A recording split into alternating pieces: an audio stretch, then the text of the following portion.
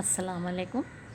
आज हम एक बहुत ही खूबसूरत प्लांट के बारे में बात करेंगे जिसका नाम है शेफरीला प्लांट, या इसको अम्ब्रेला प्लांट भी कहते हैं। अब इसको अम्ब्रेला प्लांट क्यों कहते हैं? आप इसकी लीव्स का जो अरेंजमेंट है देखें, ये जस्ट लाइक अ अम्ब्रेला। देख रहे हैं आप? ये जैसे मैं इसको आपको करीब से दिखाऊं, ये देखें, ये देख रहे हैं आप इसकी लीव्स कैसे अरेंज है, जिस तरह से अम्ब्रेला होता है ये। तो इसलिए इसको, इस प्लांट को अम्ब्रेला प्लांट भी कहते हैं।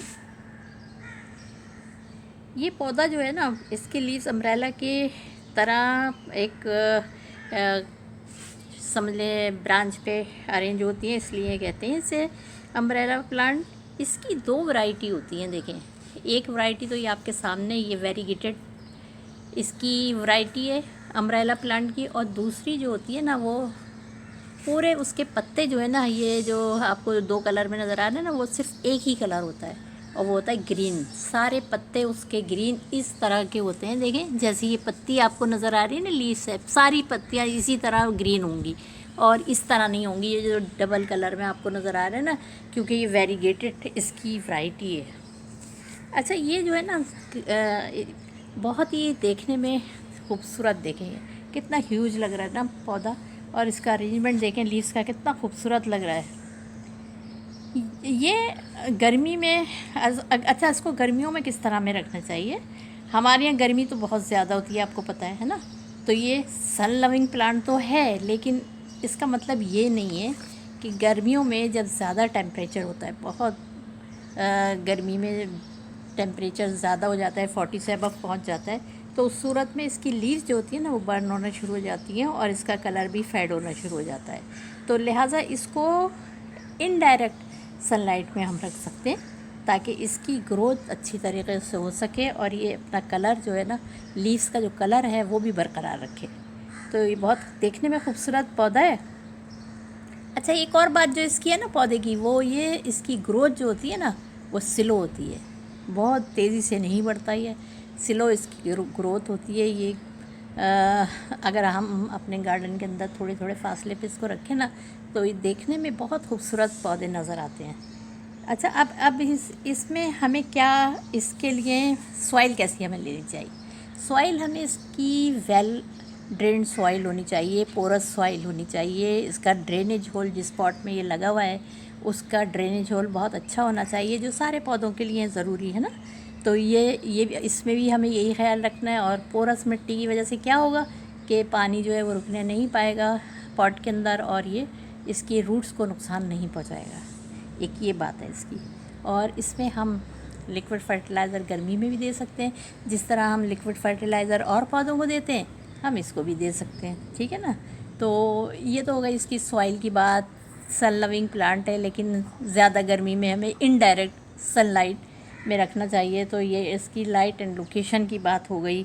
अब हम पानी की बात करें ना, तो इसको बहुत ज़्यादा पानी हमें नहीं देना चाहिए, बस एक दफ़ा हमें पानी देना चाहिए इसको अच्छी तरीके से। लेकिन फिर ये है कि हमें देखना चाहिए इसकी सॉइल जो है वो बहुत ज़्यादा गीली ना हो, बहुत बस मॉइस्ट हो इसकी सॉइल, तो ठीक है। अगर इसकी सॉइल जो है मॉइस्ट नहीं है, ड्राई हो गई है, तो फिर हम इसको पानी दे सकते हैं।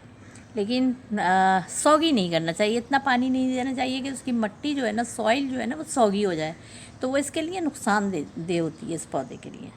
तो लिहाजा हमें इस बात का ख्याल रखना चाहिए। अच्छा, इसके मैंने आपको बताया ना फर्टिलाइज़र हमें किस तरह देना चाहिए। फर्टिलाइज़र तो हर पौधे की ज़रूरत है, क्योंकि ग़िज़ा होती है वो, उसकी फर्टिलाइज़र क्या होता है, पौधों की ग़िज़ा होती है।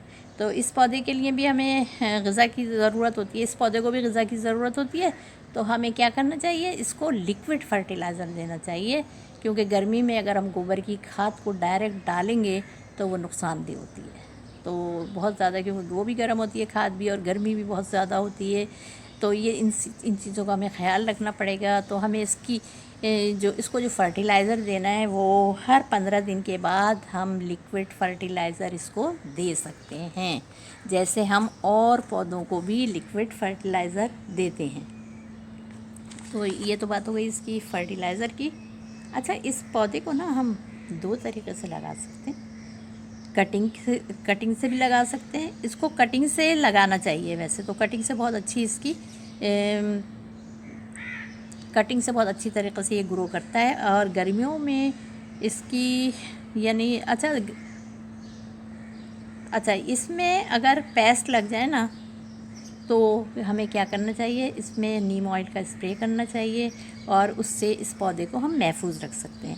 ये एक सदाबहार पौधा है, इसकी लीव्स बहुत शाइनी होती हैं। ये देखें आप, इसकी लीव्स देखें ज़रा कितनी खूबसूरत लग रही हैं। ये पूरे साल ऐसे ही इसकी लीव्स चमकती रहती हैं, शाइनी करती रहती हैं, बहुत खूबसूरत देखने में ये पौधा लगता है। तो ये सदाबहार पौधा है, लेकिन इसमें फ्लावर नहीं होते। ये इसकी फॉलिएज जो है ना वही इतनी खूबसूरत हैं कि इसमें हम महसूस नहीं करते कि भाई फ्लावर नहीं है तो ये पौधा अच्छा नहीं है। ये पौधा बहुत खूबसूरत है और पूरे साल इसकी लीव्स शाइन करती रहती हैं और पूरे साल ये पौधा इसी तरीक़े से चलता रहता है। बस इसका ख्याल अगर क्या रखना है हमें, अगर इसमें पेस्ट लग जाए तो इसमें नीम ऑयल का स्प्रे हमें ज़रूर करना चाहिए ताकि इस पौधे को हम पेस्ट से महफूज रख सकें। मैंने इसको पहले आपको ये तो बताइए। अच्छा, इसमें जो सॉइल लेंगे ना वो पोरस होगी, लेकिन चिकनी मिट्टी नहीं लेंगे। चिकनी मिट्टी से क्या होता है, उसकी रूट्स जो होती है ना पौधे की, उसको चिपक जाता है, वो रूट्स जो है उसकी चिपक जाती हैं चिकनी मिट्टी में। तो लिहाजा हमें इसके लिए ये ख्याल इसका रखना है कि चिकनी मिट्टी ना हो। अच्छा, इसको हम दो तरीक़े से रख सकते हैं।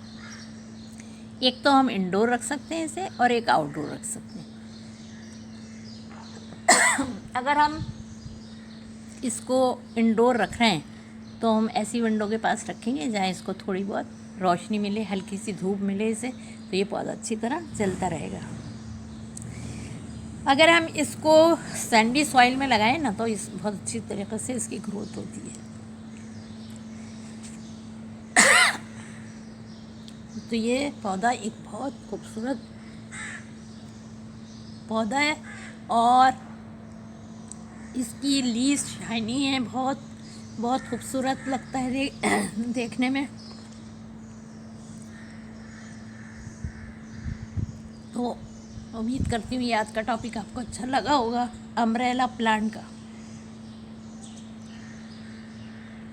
चलें, आइंदा आपसे फिर मुलाकात करते हैं इसी खूबसूरत पौधे के साथ।